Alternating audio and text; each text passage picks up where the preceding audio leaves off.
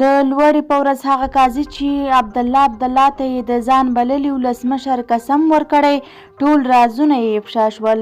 عبدالله دې قاضي ته څومره پیسې ورکړې وي، دا ټول جزئیات راسره په ویډیو کې وګورئ او زموږ چینل هم سبسکرایب کړئ. درنو لیدونکو السلام علیکم، وخت مو بخیر.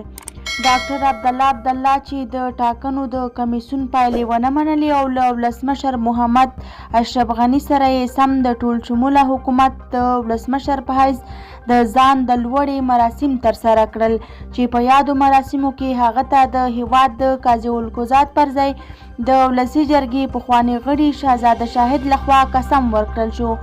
ویل کېږي چې شهزاده شاهد د پیسو په بدل کې ډاکټر عبدالله ته د لوړې د مراسمو پر مهال د وفادارۍ او هیواد سره د مینې قسم ورکړی و.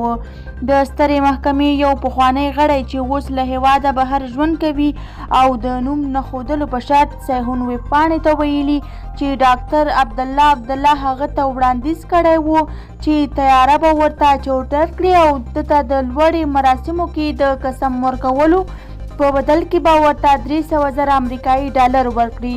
خو د سترې محکمې دغه پخواني غړي د پیسو په وړاندیز کې د قانون د نقضولو له امله نه دی قبول کړی او ترې ډډه وکړه.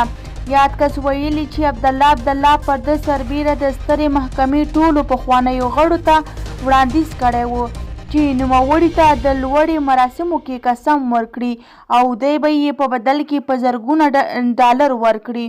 خو په وینا یې یاد وړاندیز ورسره د سترې محکمې یو پخوانی غړي هم نه و منلی.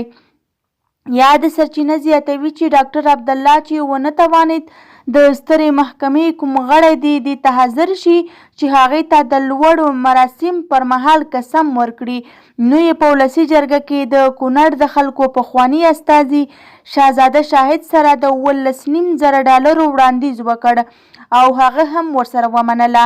دغه سرچینې دا هم ویلي چې ټاکل شوې وه چې فضل احمد مانوي به ډاکټر عبدالله ته قسم ورکوي، خو د ډاکټر عبدالله په ټینګار پر دې و چې یاده چاره باید یو پښتون نفوذ لرونکی شخص ترسره کړي ترڅو د پښتنو له نفوذي اپشن څخه ځان ته مشروعیت ورکړي، خو ونه توانید او وړ شو چې شهزاده شاهد سره خبره وکړي. که مو ویډیو خوښه شوې وي زموږ ویډیو لایک او زموږ چینل هم سبسکرایب کړئ. مننه. تر بیا ښې چارې.